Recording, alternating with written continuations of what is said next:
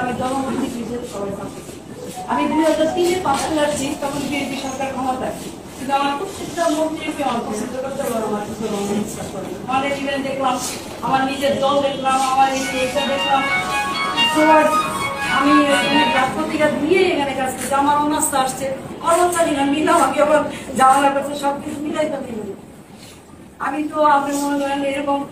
হ্যাঁ এটা সত্য, একটা জায়গায় এতদিন কাজ করছি, কিন্তু আমি সবসময় কয়েকদিন 5 তারিখের করতে গেলে সবসময় আমাকে বলছি, আল্লাহ তুমি যেটা ভালো মনে করো ওইটাই জন্য আমার জন্য, এবং সর্ব অবস্থায় আলহামদুলিল্লাহ, এটা আমার মা শিখেছে আমাকে, যে যত বিপদে আসুক আলহামদুলিল্লাহ বলবা, কারণ তুমি জানো না এইটার পিছনে আল্লাহ তোমার জন্য কি পরিকল্পনা করে রাখছে। সুতরাং এই যে কম নেওয়া, কম খাওয়া, কমে সন্তুষ্ট থাকা, এটা আমি আমার মার থেকে শিখছি, এবং এই জন্য আমি আজকে এখান থেকে হাসি মুখে যেতে পারতেছি, আমার এতটুকু খারাপ লাগতেছে না, এবং আমার বারবার মনে হচ্ছে এইটাই আমার জন্য উত্তম, এইটাই আমার জন্য উত্তম,